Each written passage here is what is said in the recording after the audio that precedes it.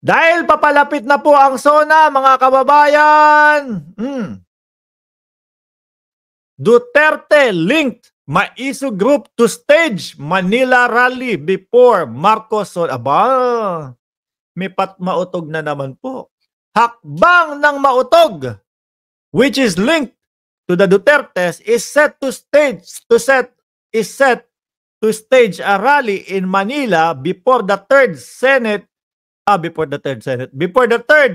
State of the Nation address ng Pangulo Ferdinand Marcos Jr., the police said on Friday. May pumutog pa din.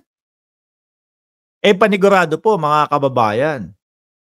100% po. Sa mismong SONA, sa mismong date ng SONA ng Pangulo, mga bossing, merong mautog dyan.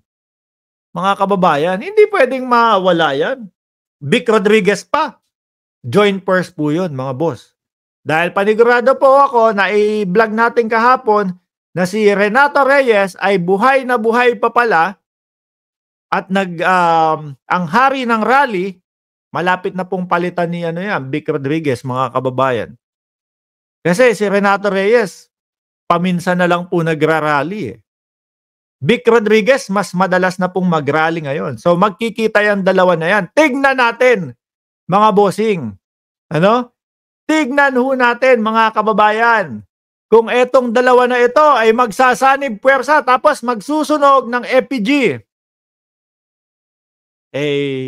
Bumabanat si Renato Reyes. Etong pagsusunog namin ng FPG, wala naman ito eh. Hindi naman kagaya ng pagsusunog ng basura ito eh. Oh.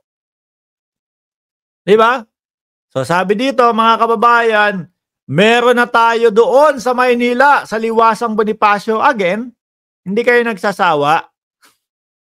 Wala nang pumupunta sa mautog ninyo, hindi kayo nagsasawa. 5,000. Waba, may 5,000. Oh. Ayan, lakihan natin. May 5,000. Baka na naman mamaya, kasama na dyan yung mga grupo ni Renato Reyes. Sinama nyo na naman, kagaya nung ginawa ninyo sa New York. Magmamautog kami sa New York. Yung pala, nakisali po doon sa, sa parada. Doon sa parada nung tawag dito? Nung kalayaan, mga kababayan. Pati yung mga nagsasaya lang doon, nadamay na. Oh. Meron na tayo doon sa Maynila, sa Liwasang Bonifacio. 5,000 sila. Okay.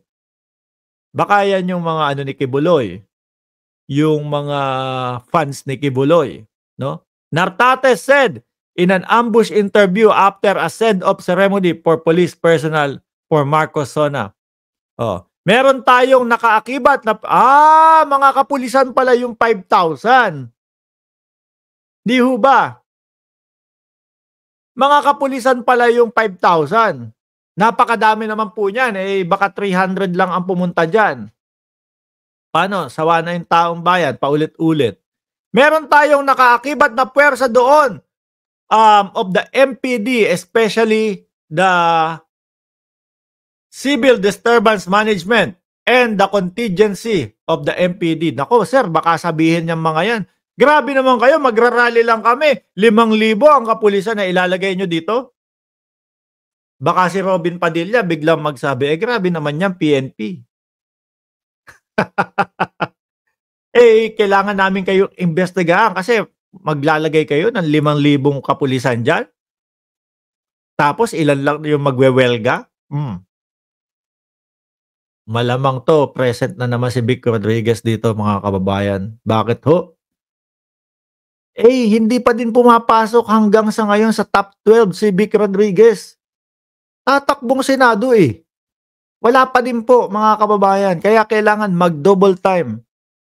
Magmautog tayo ng magmautog. Manila City Government Public Information Office told GMA News Online that a permit is not required for Maizu